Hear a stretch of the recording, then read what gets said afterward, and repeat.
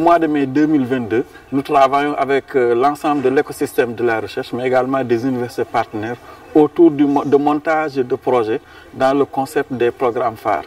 Et nous sommes passés par la phase d'élaboration, d'idéation avec l'ensemble des partenaires qui nous a menés vers la stabilisation des notes conceptuelles. Et nous sommes arrivés vers la troisième phase où nous allons vers la sollicitation de guichets de financement. Et donc, cet atelier est justement l'occasion de revenir sur les préalables pour soumettre une proposition de financement à Erasmus+,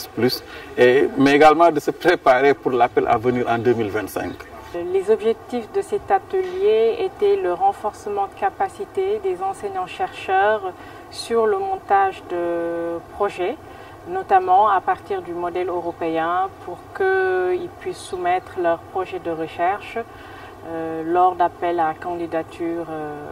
qui sont souvent lancés par l'Union européenne et pour lesquels nous ne soumettons pas forcément souvent par manque de temps, mais aussi par manque de compétences. Donc l'objectif de cet atelier-là, c'était à la fois de renforcer les compétences et les capacités des enseignants-chercheurs, mais de se familiariser également davantage par rapport à ces programmes-là, connaître un peu les priorités, les périodes durant lesquelles l'appel est lancé, les astuces aussi pour pouvoir bien réussir son projet de recherche avant de le soumettre.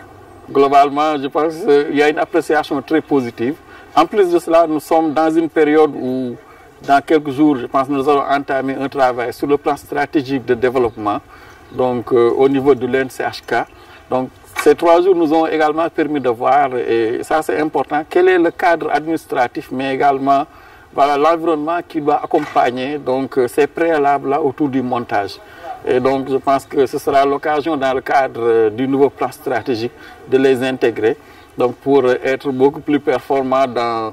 la mise en œuvre donc, et le suivi de ces projets-là. En fait, ce que je retiens d'abord, c'est vraiment remercier l'UNCHK d'avoir pris cette initiative et nous avons beaucoup appris. Personnellement, donc, vraiment comment mieux préparer les dossiers de candidature. Mais il y a aussi quelque chose que je pense que l'UNCHK doit avoir appris, ou bien c'est ça, c'est nécessaire, c'est que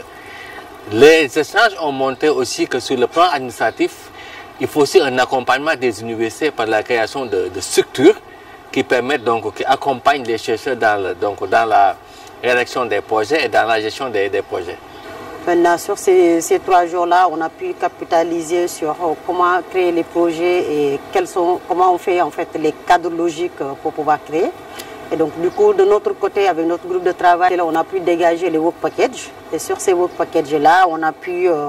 faire les différentes activités qui vont mettre avec ce work package-là. Et que ce groupe-là va être plutôt un groupe qui va se faire, le travail va se faire en consortium entre l'UCIN,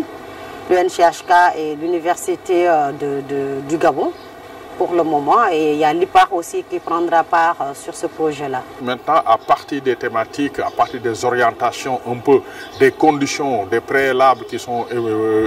demandés, on a eu à faire le tour par rapport aux exigences, d'abord à décliner toutes les actions et sous-actions qui existent dans le programme Erasmus. Ensuite, on a eu des échanges d'expérience, à voir un peu ce qu'on a vécu dans l'exécution, d'abord dans la formulation du projet, la soumission et l'exécution du projet et le suivi et évaluation. Durant ces 3 jours, on a fait un survol donc, du programme Erasmus en tant que tel. On a aussi insisté donc, sur l'action clé sur le renforcement des capacités des établissements d'enseignement supérieur, mais aussi donc, pour tout projet donc, similaire selon donc, le canevas donc, européen. Donc, dans les ateliers, on a pu dérouler, donc, on a pu discuter donc, des différents projets, des porteurs de projets, ils sont venus avec leurs projets, on a pu donc, faire le déroulement, on a pu donc, discuter ensemble, travailler ensemble pour qu'enfin, pour le prochain appel, qu'ils puissent donc profiter donc, de ce programme. Bon, la prochaine étape après cet atelier, bien sûr, donc il y a une feuille de route qui a été proposée, c'est de voir dans le pipeline là des programmes phares, donc, les projets qui sont proposés, mais également les projets qui sont portés donc, par les autres collègues, parce que nous avons eu le grand plaisir d'avoir eu des participants qui suivez la formation dans d'autres pays, mais également au niveau du Sénégal. C'est de voir comment accompagner donc, ce lot de projets pour pouvoir soumettre pour les projets qui sont prêts donc, au mois de février, donc le deadline est assez proche, ou bien d'ici une année, lors du prochain appel à Erasmus+, quelle est la feuille de route pour les accompagner à avoir l'ensemble des éléments.